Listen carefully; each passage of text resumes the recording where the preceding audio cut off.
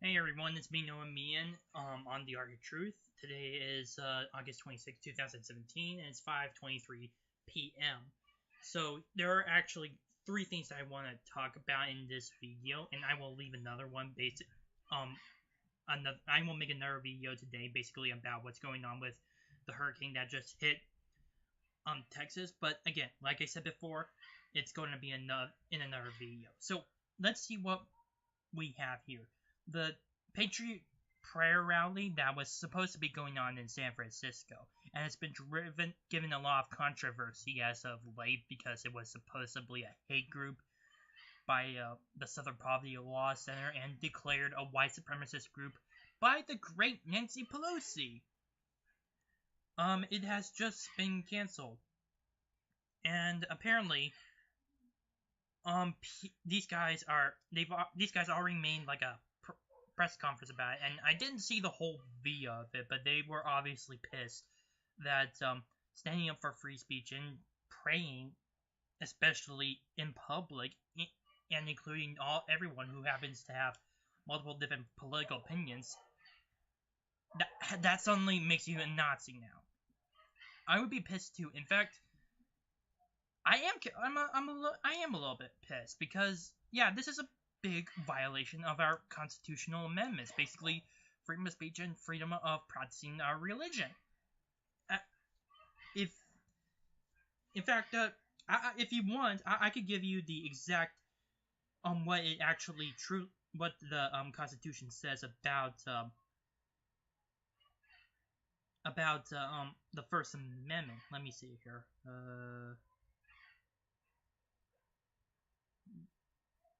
Here we go.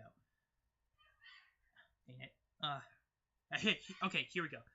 It says exactly like this. Congress shall make no law respecting an establishment of religion or prohibiting the free exercise thereof, or abridging the freedom of speech or of the press, or the right of the people peacefully to assemble or to petition the government for redress of grievances. A lot of things stand out in that statement. Well, besides the fact that Congress shall make no law respecting an establishment of religion, but in fact, it also says that they cannot do anything to prohibit the free exercise of religion across the entire country itself. So basically, that's a violation of the First Amendment on that part, considering that this is supposed to be a prayer rally, and it was supposed to include people of various political backgrounds. Secondly, the other is abridging the freedom of speech or of the press, or the right of the people peacefully to assemble. Now, as we already know, these people were just going to be coming out there and just simply doing their own thing, praying for unity in this country, which is something that we should all basically should support, to be honest, because this country is so fucked up with its division right now. But of course, the leftists did not exactly want that, so they decided to do as much as possible, besides calling them white supremacists, try to cancel this rally. In fact, I saw in another video, or no, not in the video, in another newsletter from, I think it was the Guardian, that a lot of pet owners decided to intentionally leave dog feces around where the Patriot prayer rally was supposed to be staying. That's a very dick move. Very dick move. And the fact that people are going so far as to actually waste their time on just trying to violate another person's free speech and basically their First Amendment rights is just it's insulting to me as an American and as a religious man. It's so stupid. You know what? How I feel this as ironic. Leftists consider that Trump is dividing the country and that we all must be unified under their banner when they're the ones who are trying to destroy free speech rallies, disrupt Donald Trump's events, kind of like in Phoenix, and even went a few times goes so far as to support Antifa. They can condemn the white supremacists, but not Antifa.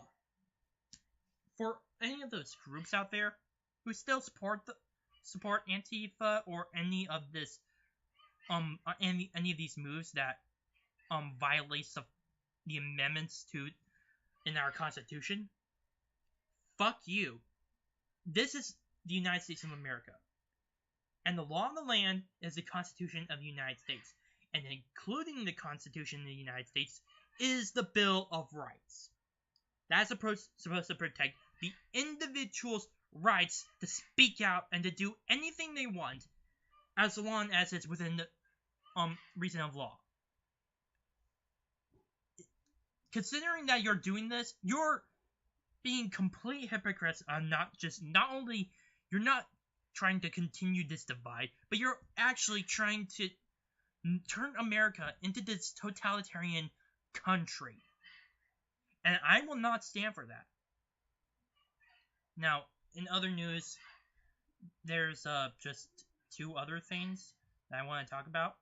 Sheriff Joe, I'm sorry, I forgot his last name. It's kind of hard, but he's very famous with how or infamous, and depending on your perspective, on how he's been handling immigration federal law. Basically, he's an Arizona sheriff, and he's continually trying to enforce immigration laws, especially within his own state. He's been criticized a lot by the left based on a few things, especially when it comes to enforcing these immigration laws. But just today, President Donald Trump, after hearing how this one judge decided to hold the sheriff in contempt of court, decided to pardon him. Not only does this beef up the Trump fan base, but it also brings in much of the Republicans who, while they don't really like Donald Trump, they're very happy that immigration is being enforced. So considering that Trump is pardoning Sheriff Joe, he is probably going to get some more support on that. And speaking about Donald Trump, and this is the last thing that I want to talk about, is Sebastian Gorka. Now, he's been a pretty important figurehead when it comes to the Trump administration. In fact, I would like to say that, Sebastian Gorka, who I forgot his position. Let me figure it out.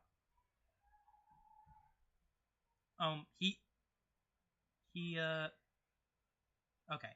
He was, during his time, he was the,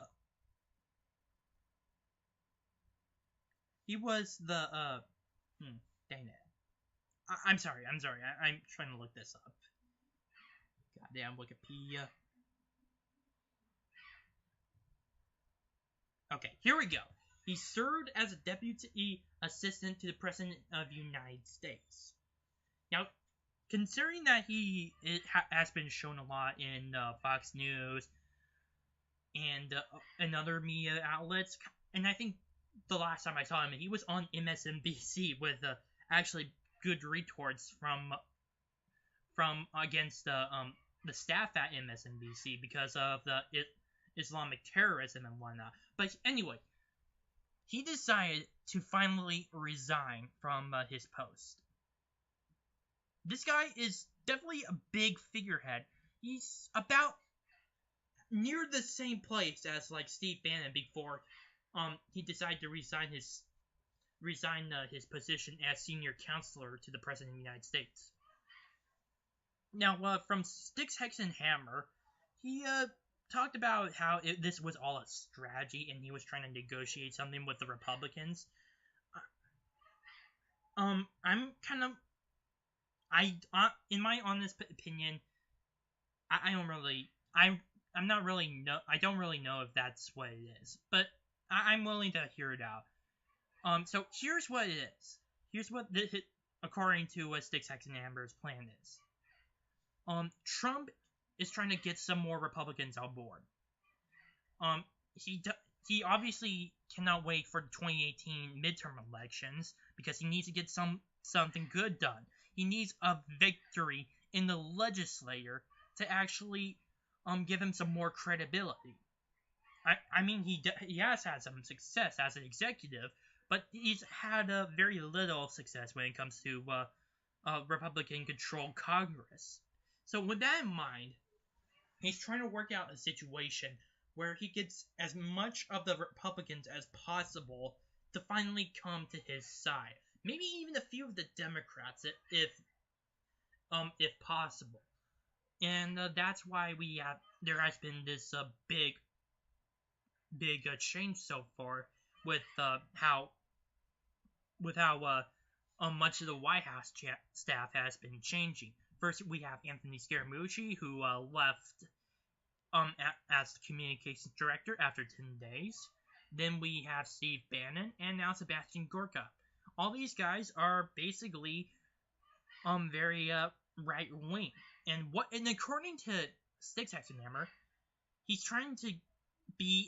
Trump is trying to be in this position so that he can get, like I said, get some more Republicans on his side and be able to pass some better legislation.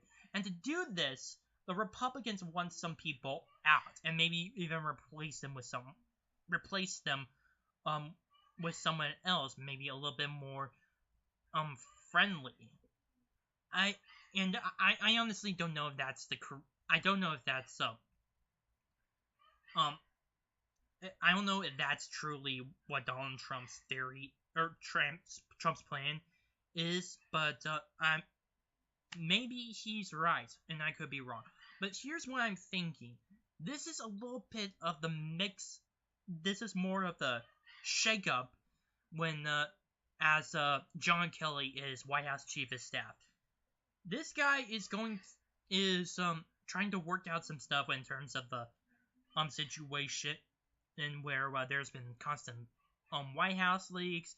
There's a mess up organization when it comes to the White House and whatnot, and he's trying to get that taken care of. And I think that Sebastian Gorka may be another victim to this. I'm not very sure of that, so I'm just throwing it out there. But whatever Trump's plan is, what is clear is that Sebastian Gorka is out, and it's definitely getting the attention of the media, despite the fact that I'm sure this happens a lot in every single administration. So I don't know what the overall future will look like when it comes to the White House, but maybe Sticks, Hex, and Hammer is right, where it will get some of the Republicans back on his good side. Or maybe I could be right and say that this is trying to work out some problems in the White House staff, and maybe they could actually get some more work done when it comes to President Trump's agenda. I don't know. I'm just throwing it out there. Fact is, Sebastian Gorka is out of the White House, but I think he will still continue to play a role in especially U.S. politics, even though he's out. So that's all I have for you today in this video. I will be making another one on the just recently the hurricane that struck Texas. And yeah, that's about it.